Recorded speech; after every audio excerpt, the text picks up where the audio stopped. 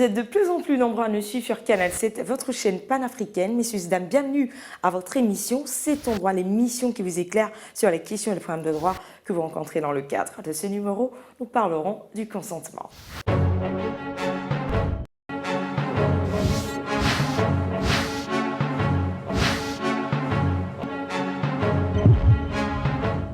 Vous êtes confortablement assis, c'est parfait.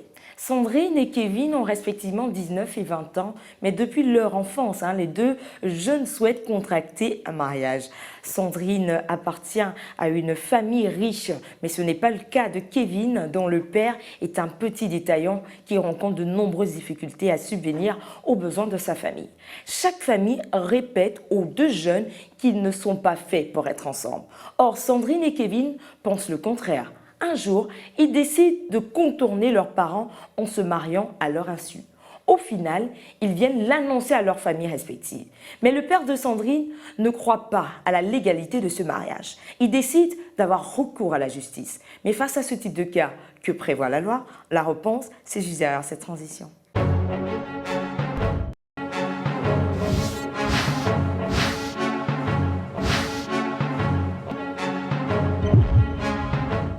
De retour pour la suite de votre émission C'est ton droit. Avant même de lire le droit dans cette histoire, nous trouvons important de définir le consentement. C'est l'accord donné par les parents au mariage d'un de leurs enfants. Sachez que l'article 205 du Code civil gabonais dispose que même si les conditions exigées par l'article 203 sont réunies, le jeune homme ou la jeune fille qui n'a pas atteint l'âge de 21 ans révolu ne peut contracter mariage sans le consentement de ses pères et mères. En cas de refus d'un des pères et mères, le consentement d'un seul des deux suffit. En cas de divorce ou de séparation de corps, le consentement de celui qui a la garde de l'enfant sera toujours exigé.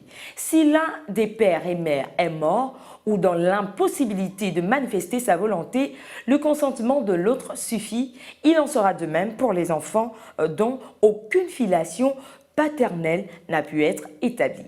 En somme, Sandrine et Kevin ont commis un délit civil.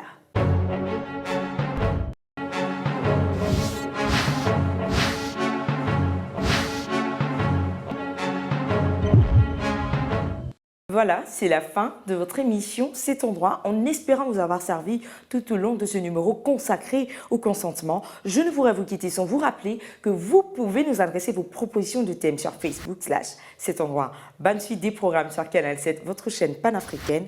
N'oubliez pas que nul n'est censé ignorer la loi. Au revoir et à bientôt.